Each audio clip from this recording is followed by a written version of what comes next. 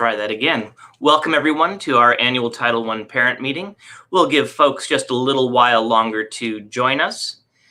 And so this meeting should take between a half hour and an hour to complete, and we will review our Title I programs.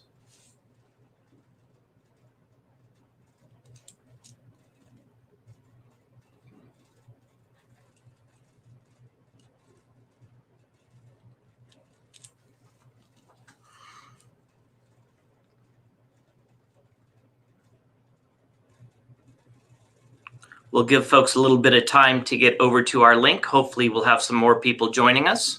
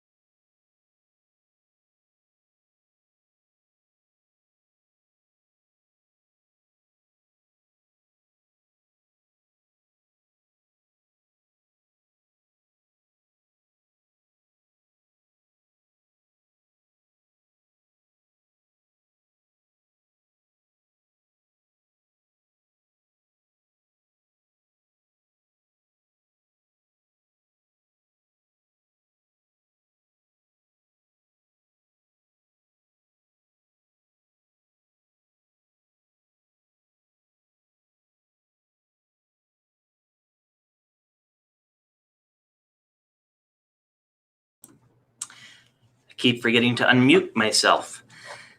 It is just after 5 o'clock. We're going to give folks a little bit of time to come and join us. Hopefully we'll have some more people here. This is my first attempt at live streaming, so hopefully it will go okay. Again, I ask you just to be patient. Please go ahead and sign in at our bit.ly.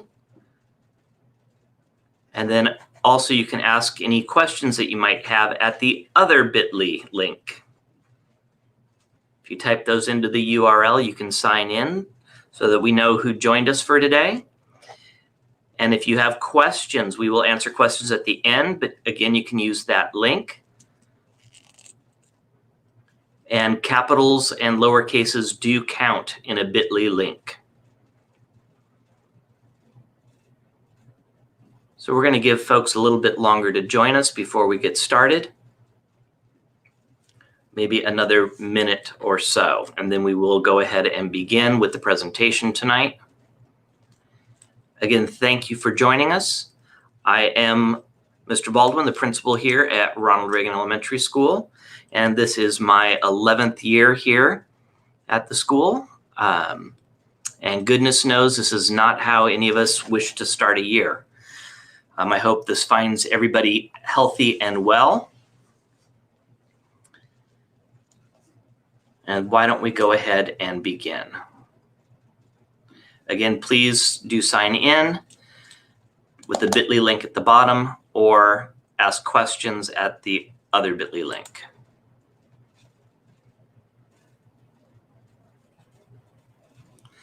So Title I is a federal program, and the purpose of the program is to provide academic support and opportunities for students that are usually marginalized. Those being socioeconomically disadvantaged kids, kids who haven't gone to college, and second language learners.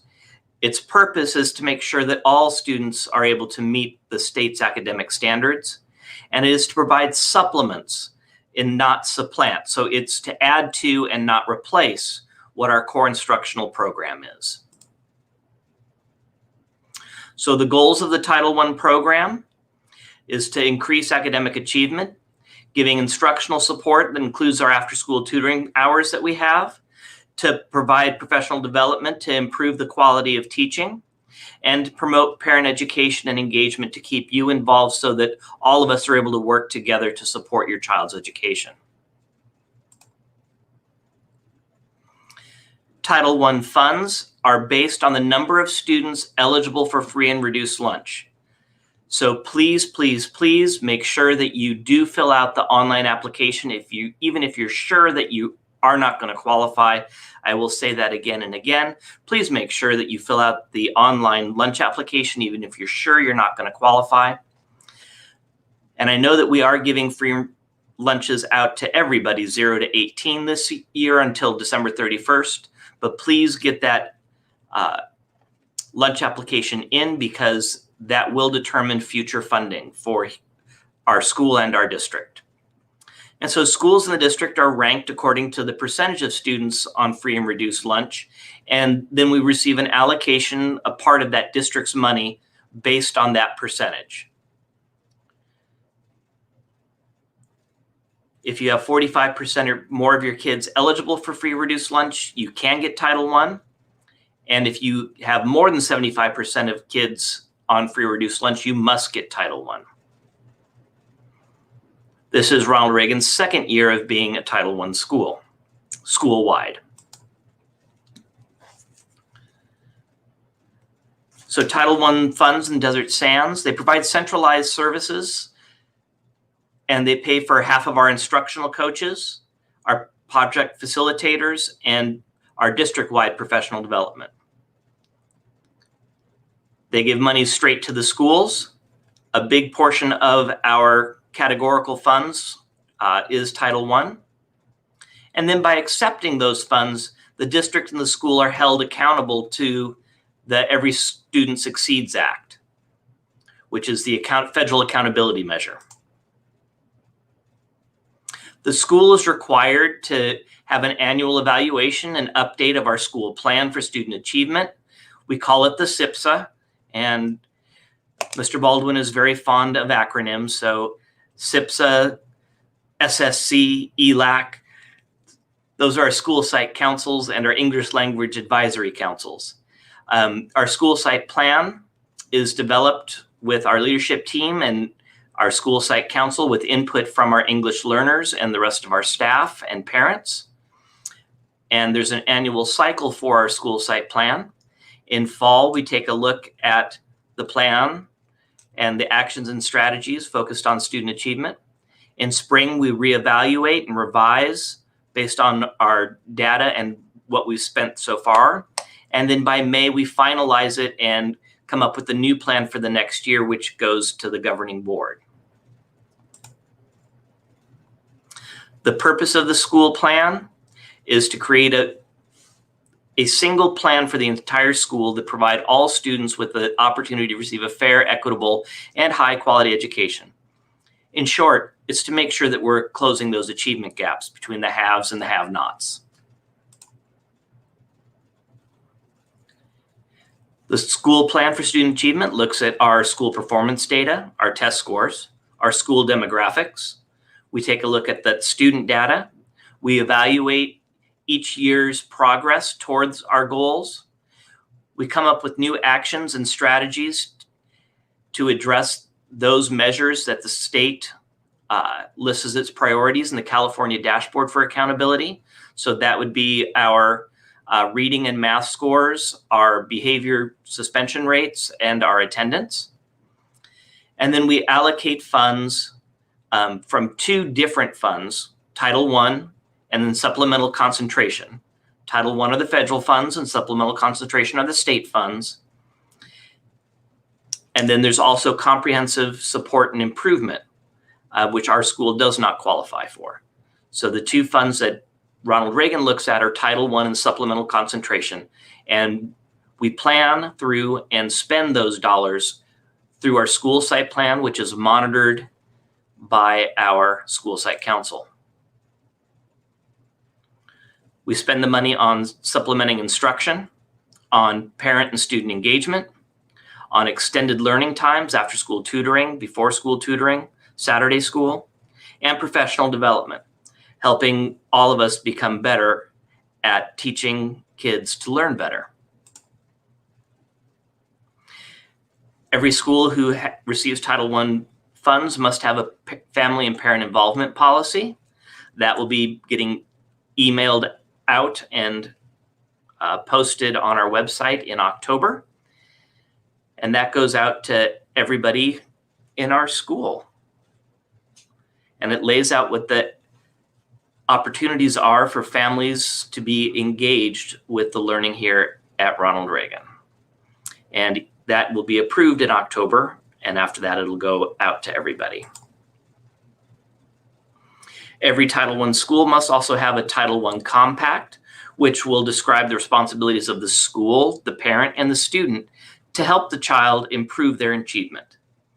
It's developed in collaboration with the parents, teachers, and students and updated annually.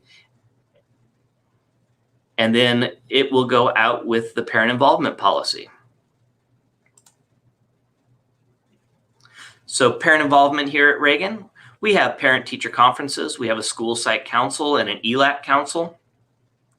We have MTSS, which stands for multi-tiered systems of supports, but it's those systems that give us a cohesive culture here at Reagan.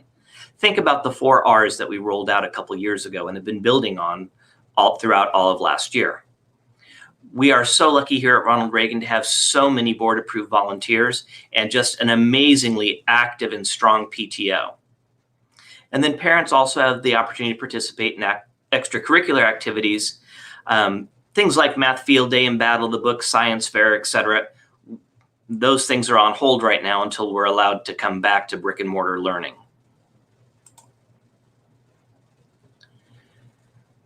We also have things like Family Science Night, Family Reading Night, Family Math Night. Those will be virtual this year, and we'll see how they go. And then chaperones. We love having our chaperones go with us on field trips. Those have to be board-approved supervisory volunteers, and we're not going to be having any field trips anytime soon. So hopefully at some point when we're back in brick and mortar regular learning, we'll be able to continue our rich tradition here at Reagan of getting kids out and having those real world experiences on field trips. That was short and sweet. If you have any questions, again, please sign in and ask your questions there. I'm going to take a look and see what questions we have, if any. I am not seeing any questions. I know it is on the minds of a lot of you. The big hanging looming question is, when will schools reopen and how will they reopen? I'm sorry that I don't have an answer to that question. That will be a decision that's made by our school board in consultation with our cabinet and working with our local health department. So when we reopen and how we reopen is really unknown to me at this time. I can say that I have been absolutely thrilled with how our kids have been engaged. And I know you guys have worked so hard and our kids have worked so hard and been so resilient working through our technology issues and hiccups, and just keep plugging away at it and giving it your best.